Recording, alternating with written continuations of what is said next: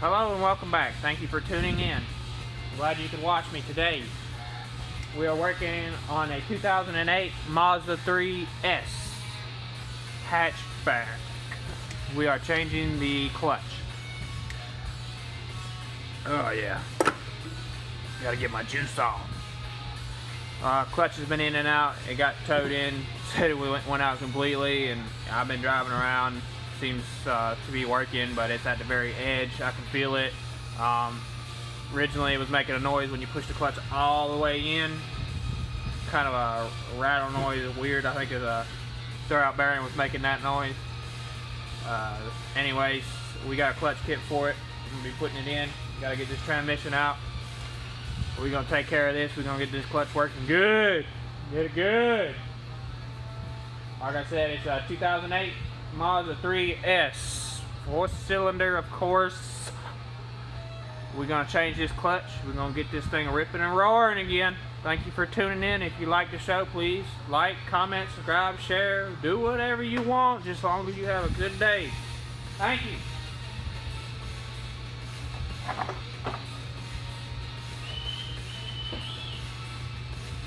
First of all, everything above the transmission, get rid of it. Battery, wires, everything in the way. Get it out of the way. Get as much visual as you can on top of that transmission.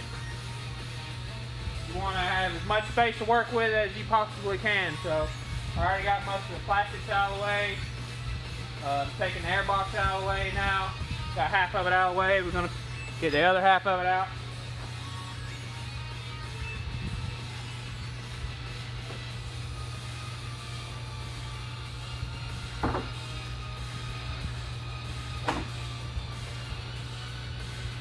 Yeah.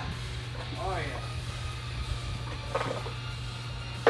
This little front part here had a little O-ring kind of thing that was holding it down. You can see in the bottom here, it just sits in a little rubber, whatever you want to call it.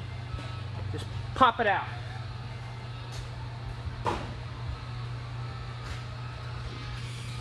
Oh man, straight through shot. Look at all that visual. I like that. Oh yeah.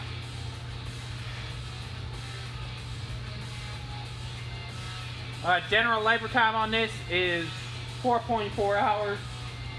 So, let's see if I can cut that. I'm not sure if I've ever done one of these yet. Yeah, I have. A couple of them. Should be fun, should be easy, should be simple. We're going to knock it out of the park. Next thing, I'm going to be getting this computer and battery box and all that out of the way. I want as much visual, as much room as I can get. Get it all out of the way. I'm going to raise it up in the air, put the jack underneath of it. Once I get all the bolts out from the top, everything loose, linkages and all that. Put it up, put the jack under it. Make sure it's going to be good. Take the bottom bolts off and shimmy it backwards and down and out of the way. I don't think these transmissions are very heavy, but I'll find out sooner or later. And I can, I'll be able to access the clutch once I got the transmission out of the way, obviously. But airbox is out of the way, plastics are out of the way. Next thing, we're getting the ECU and the battery out of the way. Alright, go ahead and disconnect your battery. Get it out of the way before you mess with the ECU. See, this one was a 10. That one is also a 10.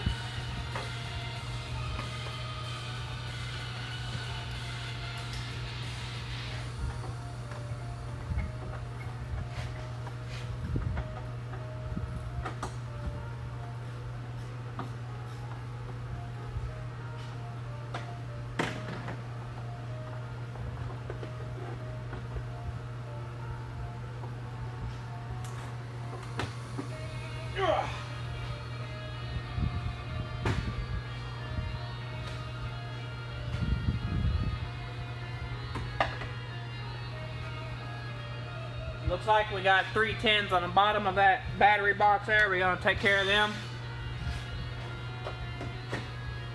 Woo.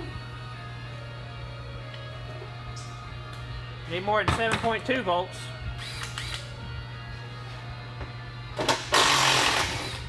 Yeah, that got it. Yeah.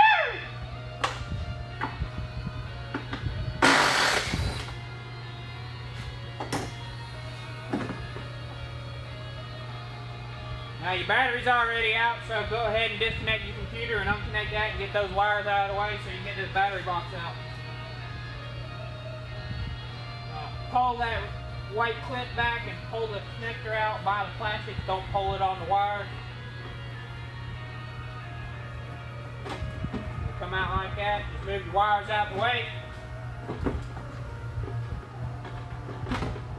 Grab hold of your battery box. Out comes your battery box and your ECU. You got 1, 2, 3 wires there. See, I had to bend this out of the way because this is so rusted and corroded that it just stripped out in the plastic. No way around it, really.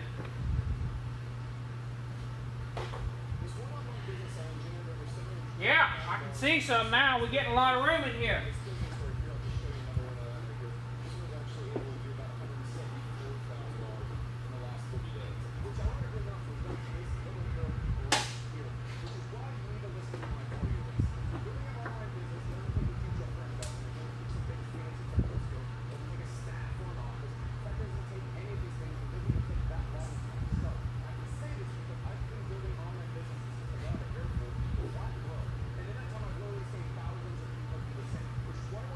I'm gonna skip this ad.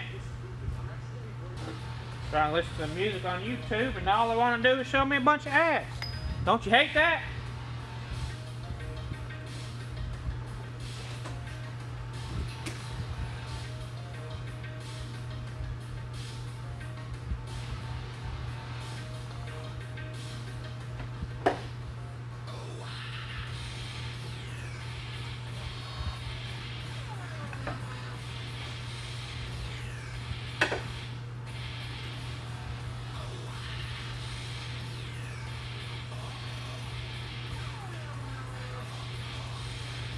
Alright, the bracket for the shifter cable where it slides down and hooks in. Got two little plastic things. You just want to kind of push them in a little bit. I use these needle nose to do it. Once you push them in, just pull the cable straight up out of the bracket. Real simple. Real simple.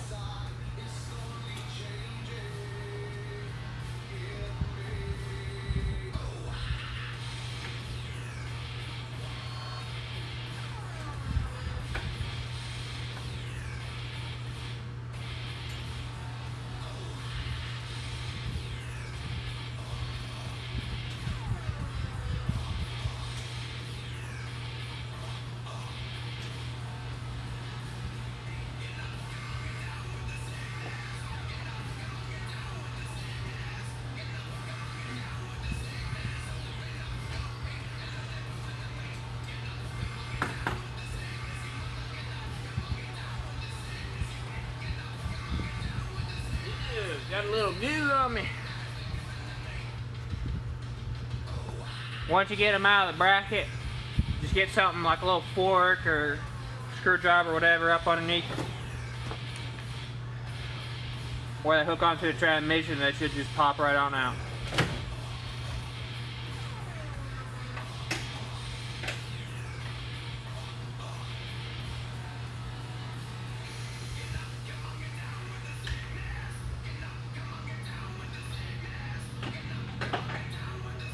One, 2, cables on loose. Kind of push them up over here out of the way. Don't worry about them, continue on working. You look down the back of the transmission, you'll see where the speed sensor connects. Go ahead and unhook it. Got a little clutch line right here.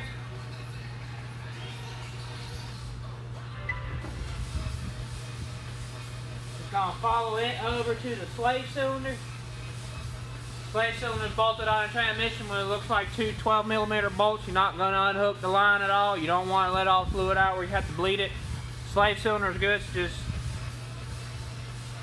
reach under there, unbolt it, and we'll pull the slave cylinder up out of the way. It's got a little flex line, so it's got room to play. So I'm going to go ahead and take care of that right now.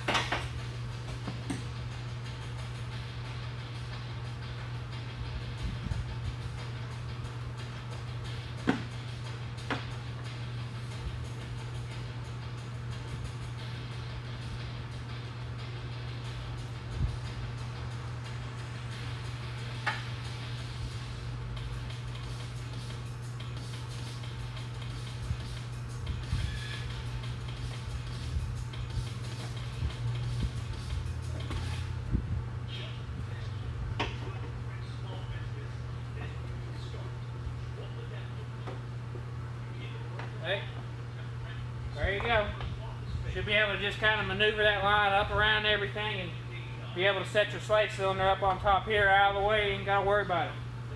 Don't have to worry about bleeding it, letting fluid out, adding fluid to it.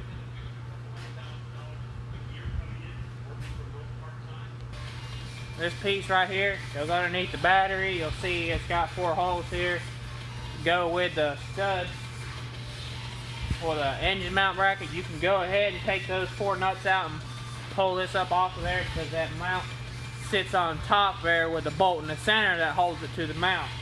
So it's not going to fall down unless your motor mount's tore in half, so you might want to look first. Mine wasn't, so it rests on it right there still. You can get this out of the way.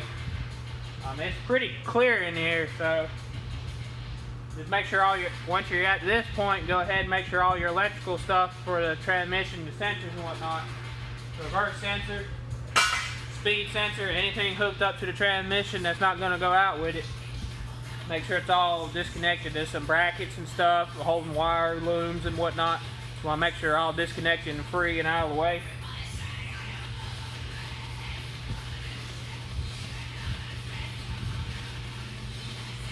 I see a couple ground straps on brackets.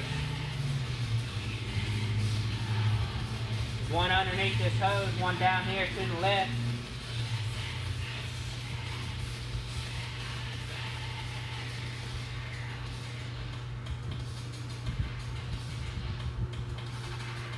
Really what I'm going to do is I'm going to unhook all these brackets. I'm going to bolt them all and set them out of the way. Then we should be pretty free and clear to start taking the Bellhousing bolts out. Alright, now I've already got everything disconnected here. All the electrical connectors disconnected. Anything that would be pulled down when the transmission has been disconnected, move out of the way. All the brackets taken off. I think the one down here in front of the radiator was held on with 2 12mm bolts, and the one right here, right behind the motor, had 2 10mm bolts holding it on. Most of those electrical connectors are just disconnect, and you can move them out of the way with the harness. On the very back here, facing that way towards the front of the motor, you'll see that there's 2 14mm bolts there right next to the exhaust. Now I got one of them out, the other one's blocked by the exhaust manifold bracket. I used this little baby right here.